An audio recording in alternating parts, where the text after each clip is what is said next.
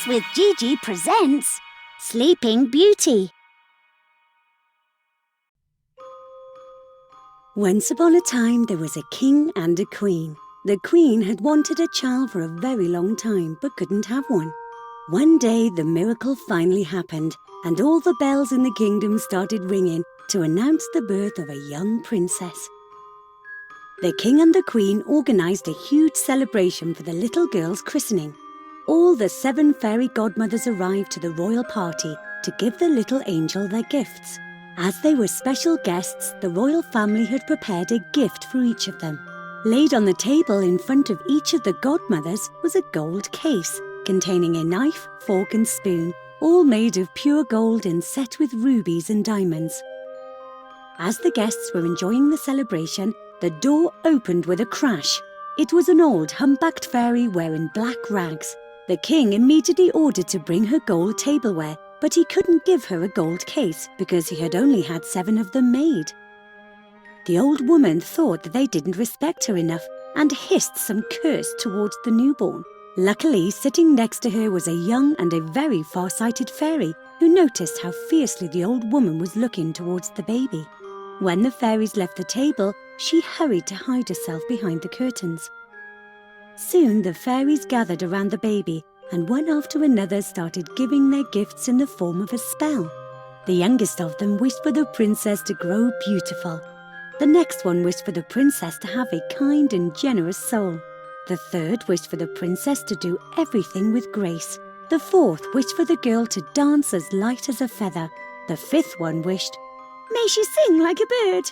And the sixth said, "May she play your musical instruments beautifully." Next, it was the old fairy's turn, and she bent over the child. "May you have your hand pierced with a spindle and die of the wound." When she'd said her terrible spell, she grinned, showing her ugly yellow teeth. At that moment, the wise fairy godmother, who had been hiding behind the curtains, came out and said, "Calm down, everyone. The princess won't die, but she will fall in a deep and long sleep, which will last for 100 years. And when that period ends, a young prince will come and wake her up." When she saw that she was tricked, the old woman ran away crying because she couldn't do any more harm. To avoid his daughter piercing her finger, the king went out and ordered that all women who owned or used a spindle to be beheaded. 15 or 16 years passed and nothing happened. But one day, the young princess was wandering around the castle and noticed something very curious while climbing up the tower. In a small room there was an old lady spinning her spindle. "What are you doing, madam?" the princess asked, and the old woman replied, "I am spinning, your highness." The princess found the activity really interesting and decided to try it. But as soon as she took the spindle, the end pierced the princess's finger and she fainted on the floor. The old lady cried out for help. In a moment help came and they tried to revive her. Someone sprinkled her face with water, another loosened her clothes, a third massaged her arms. But despite all this, the princess lay still. The king arrived, and at the sight of his daughter, he remembered the old fairy godmother's spell.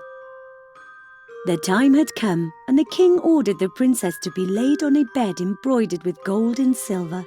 As she slept, her beauty remained vivid, and she looked like an angel. The far-sighted fairy godmother that had saved the girl's life was told what had happened. She rushed to reach the kingdom as fast as possible because she was 12,000 miles away.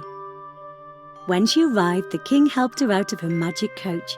When the fairy godmother saw what had been done by the time she arrived, she was impressed.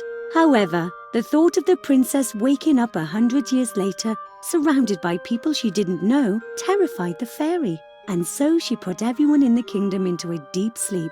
Nannies, servants, noblemen, butlers, soldiers, and even the princess's small puppy went to sleep.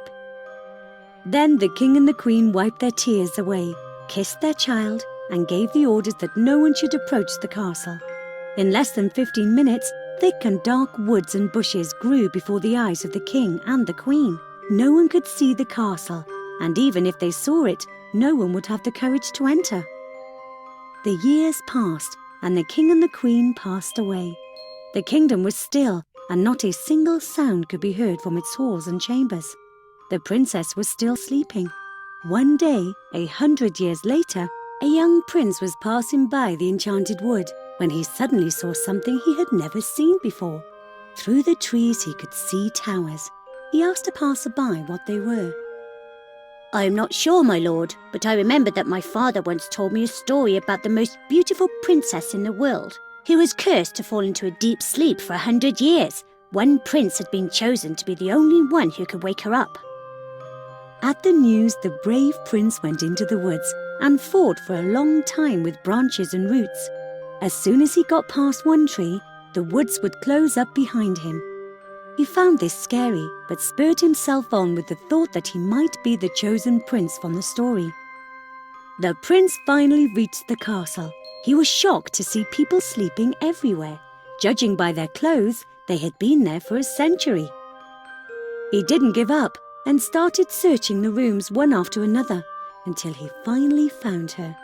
A 15 or 16-year-old princess was lying in a bed.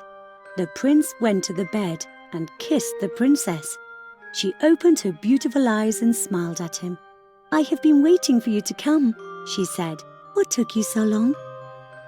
Everyone else in the kingdom woke up at the same time. They all went back to work. The prince and the princess organized a lavish wedding and invited the whole kingdom to it. There was food and drinks for everyone. The brave prince married the beautiful princess, and they both lived happily ever after.